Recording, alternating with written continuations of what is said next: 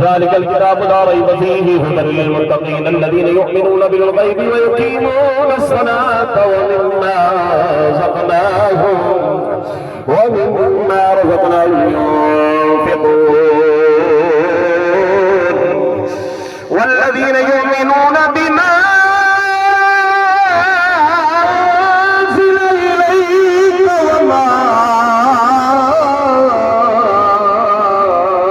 أنزل من قبلك وبالآخرة هم يوقنون أولئك على هدى من ربهم وأولئك هم المفلحون وإلهكم إله واحد لا إله إلا هو الرحمن الرحيم إن رحمة الله قريب من المحسنين دعواهم فيها سبحانك اللهم وتحيتهم فيها سلام وآخر دعواهم الحمد لله رب العالمين وما أرسلناك إلا رحمة للعالمين ما كان محمد نبا أحد من رجالكم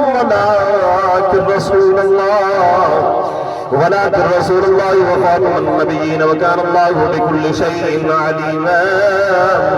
إن الله وملائكته يصلون على النبي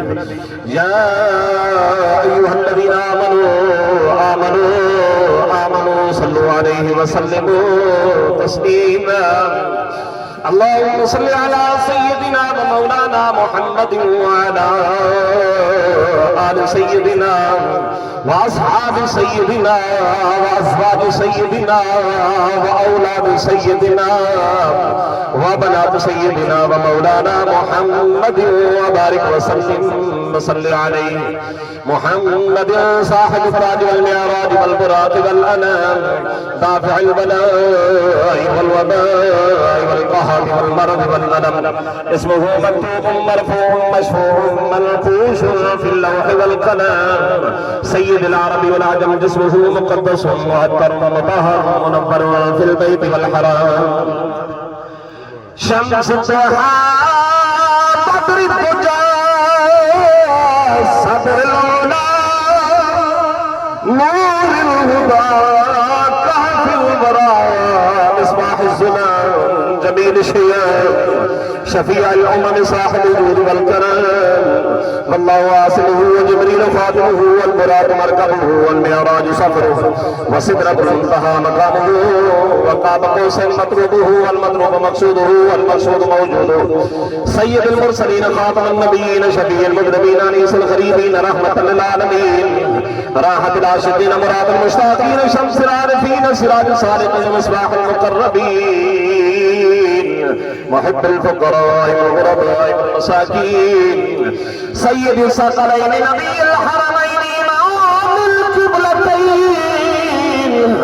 وسيلتنا في الدارين صاحب قاب قوسين محبوب رب المشرقين ورب المغربين جد الحسن والحسين جد الحسن والحسين جد الحسن والحسين مولانا ومولى الصغرين بالقاسم محمد بن عبد الله نور من نور الله يا أيها المشتاقون بنور جماله بلغ الهدى بكماله كشف الدجى بجماله حسنت جميع خصاله صلوا عليه وآله وأصحابه وسلموا تسليما كثيرا سبحان ربك رب العزة عما يصفون وسلام على المرسلين